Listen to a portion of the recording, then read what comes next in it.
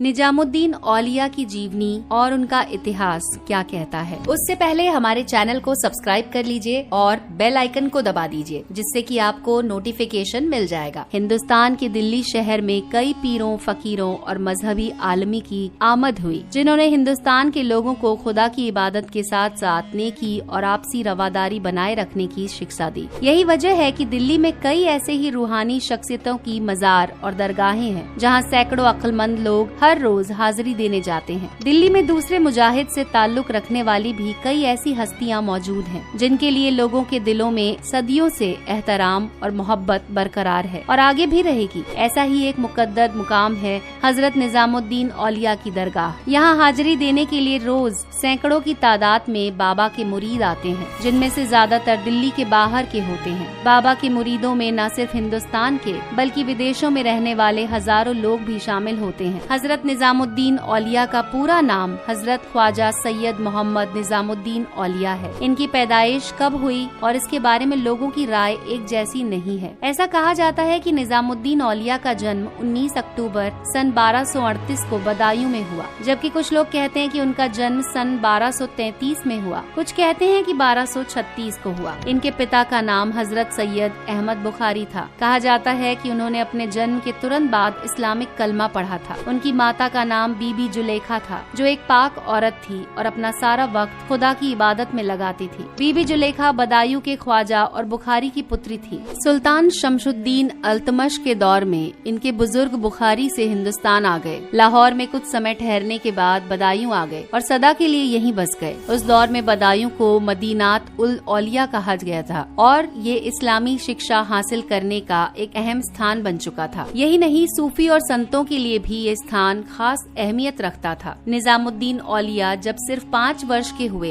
तो उनके पिता का साया उनके सर से उठ गया। इनकी माता बीबी जुलेखा, जो कि खुद एक शिक्षिका थीं, उन्होंने इन्हें इस्लामिक तालीम के लिए मौलाना अलाउद्दीन असूली को सौंप दिया। इसके बाद हजरत अली मौला बुजुर्ग बदायूनी के हाथों दस्तारे फजीहत हासिल की। उस वक्त अली मौला ने कहा था कि निजामुद्दीन खुदा के अलावा किसी के भी आगे सर नहीं झुकाएगा। हजरत निजामुद्दीन 20 साल के हुए तो अपनी माता और बड़ी बहन को साथ लेकर दिल्ली आ गए। कुछ सालों बाद निजामुद्दीन अजोधर चले गए, जो आज पाक पट्टन शरीफ पाकिस्तान में है, जहां उनकी मुलाकात रूहानी ताकत के मालिक और आला दर्जे के आलिम बाबा फरुद्दीन से हुई। बाबा फरुद्दीन ने जरूरी शिक्षा देने के बाद उन्हें खिलाफतनामा दिया, दिल्ली जाने के लिए कहा। निजामुद्दीन औलिया वापस आ गए और अपने आखिरी वक्त तक दिल्ली में ही रहकर खुदा की इबादत और लोगों की खिदमत करते रहे। बाद में उस जगह का नाम ही निजामुद्दीन पड़ गया, जो आज तक है। उन्होंने लोगों को आपसी मोहब्बत, नेकी और ईमानदारी करने की तालीम दी। उनका कहना था कि दुनिया का हर इंसान खुदा का बनाया हुआ है और इसीलिए इंसान से मोहब्बत ही सही मायनों में खुदा से मोहब्बत है। बाबा निजामुद्दीन औलिया शमा यानी कव्वाली के बहुत शौकीन थे। यही वजह है कि मौसीकी में कव्वाली के फन को तश्कील देने वाले मशहूर और मकबूल सूफी शायर अमीर खुसरो उनके मुरीद भी थे और दोस्त भी। अमीर खुसरो बाबा के चहेतों में से एक थे। शायद इसी वजह से उनकी मजार स्थित बाबा की दरगाह पास में ही बनाई गई। इस दरगाह को संगमरमर पत्थर से बनाया गया। इसके संगमरमरी